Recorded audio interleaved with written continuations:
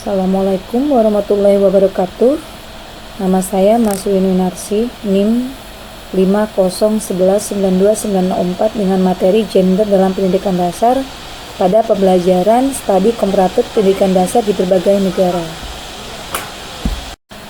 Dari Jurnal Pendidikan yang terindeks SINTA pada tahun 2023, pada analisis artikel dengan judul Gender Responsive Pedagogy in Thematic Learning in Elementary School dan penulis Nasrul Amin dan Kamil Wasidah pada tahun 2003.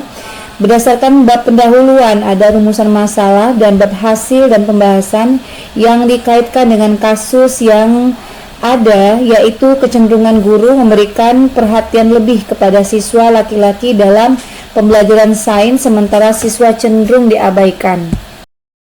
Pada bagian pendahuluan, artikel menjelaskan bahwa pendidikan seharusnya memberikan hak dan akses yang sama bagi semua peserta didik tanpa diskriminasi gender. Namun kenyataannya di lapangan, guru sering menunjukkan perlakuan berbeda terhadap siswa laki-laki dan perempuan, baik dari segi harapan, kesempatan berpartisipasi maupun cara memperlakukan mereka dalam kegiatan belajar pembelajaran yang berdampak pada kurangnya rasa percaya diri dan motivasi belajar siswa perempuan. Dalam perspektif artikel ini, hal tersebut mencerminkan rendahnya kesadaran dan sensitivitas guru terhadap kesetaraan gender serta belum diterapkannya pembelajaran tematik yang responsif gender. Dan kemudian rumusan masalah dalam artikel tersebut diarahkan pada upaya menjawab pertanyaan. Yang pertanyaan itu menyebutkan bahwa bagaimana implementasi pembelajaran tematik yang responsif gender di sekolah dasar. Sehingga penelitian ini berupaya menggali cara guru dapat merancang dan melaksanakan pembelajaran yang adil, termasuk dari perencanaan materi, proses, hingga evaluasi.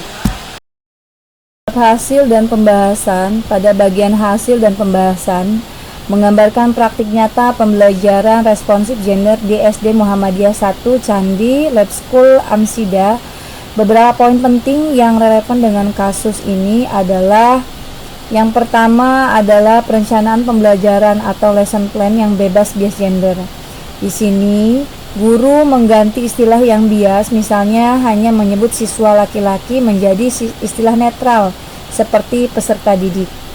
Tujuan pembelajaran yang disusun dengan mempertimbangkan karakteristik dan kebutuhan baik siswa laki-laki maupun perempuan. Dalam konteks kasus ini, guru seharusnya memastikan indikator partisipasi aktif, tidak bias gender, dan semua siswa diberi ruang untuk berkontribusi dalam pembelajaran sains.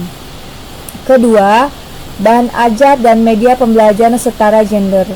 Guru menyusun lembah kerja siswa atau yang disebut dengan LKS dengan gambar dan contoh yang menampilkan laki-laki dan perempuan melakukan aktivitas yang sama, seperti menari atau memasak. Jadi untuk pembelajaran sains, guru dapat menampilkan tokoh ilmuwan perempuan atau contoh eksperimen yang melibatkan peran setara dari siswa laki-laki dan perempuan.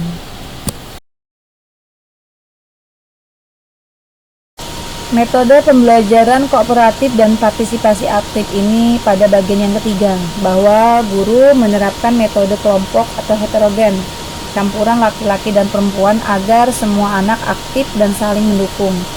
Kemudian siswa dengan kebutuhan khusus juga dilibatkan secara setara.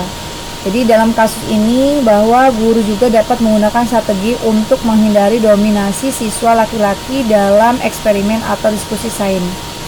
Kemudian yang keempat yaitu manajemen kelas dan kepemimpinan setara gender, bahwa guru memberikan kesempatan yang sama bagi laki-laki dan perempuan untuk menjadi pemimpin kelas. Tempat duduk diatur agar tidak ada pemisahan atau dominasi gender.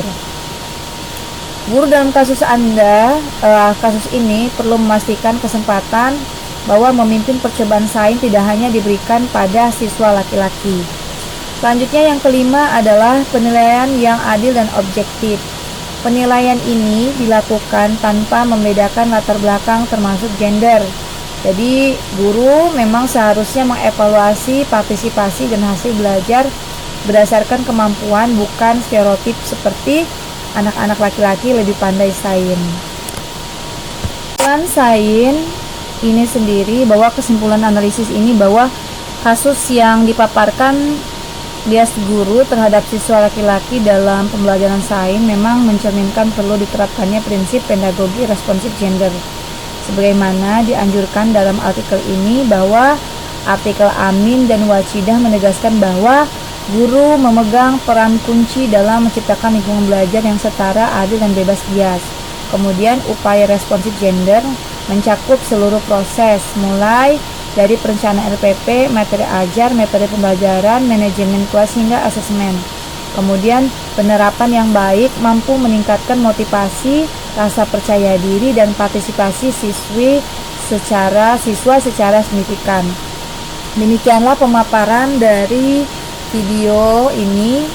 Terima kasih sudah mendengarkan. Mohon maaf atas segala kesalahan, dan saya akhiri. Wassalamualaikum warahmatullahi wabarakatuh.